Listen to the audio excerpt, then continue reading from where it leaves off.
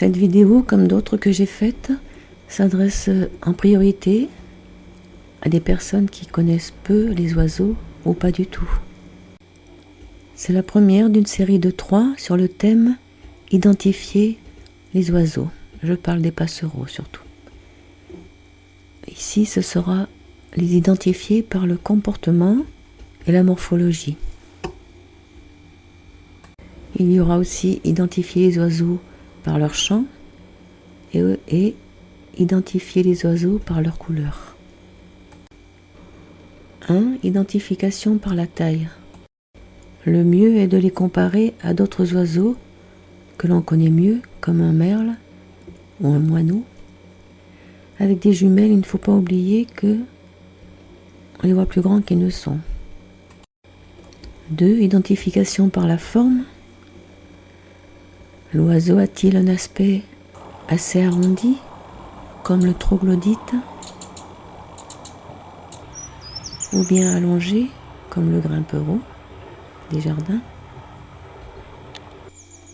Est-il ramassé sur lui-même, comme le rouge-gorge, ou élancé, comme la bergeronnette, par exemple? Le bec est un très bon indice pour l'identification. Il est parfaitement adapté à son régime alimentaire.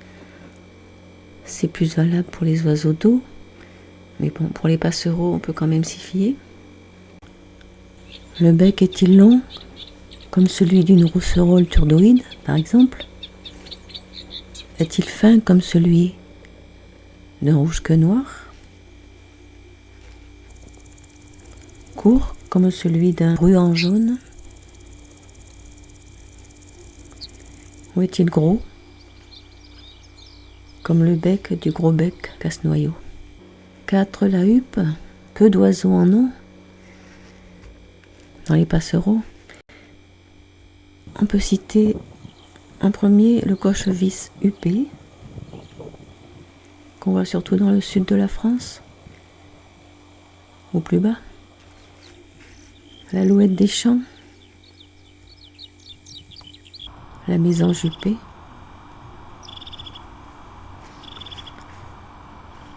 certains oiseaux excités ou effrayés hérissent leurs plumes du crâne, le pinson des arbres par exemple.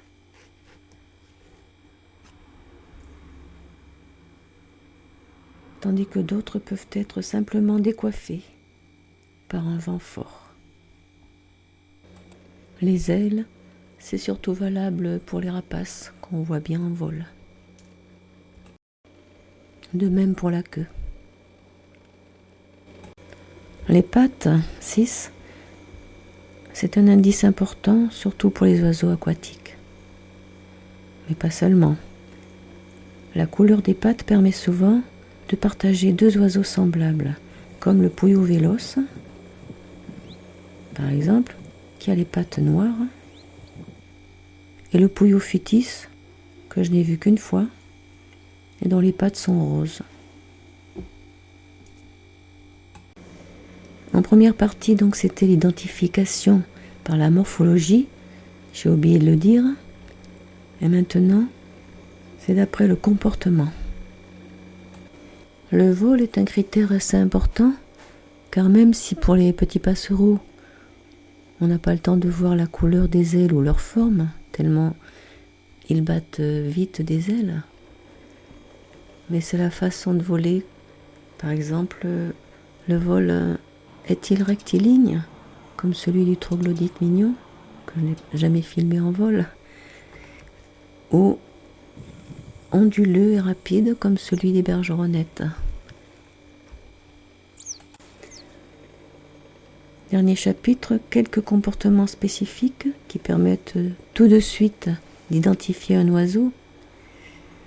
Si on voit un oiseau disparaître un moment sous l'eau, alors qu'il marchait au bord, aucune erreur possible, c'est un simple plongeur.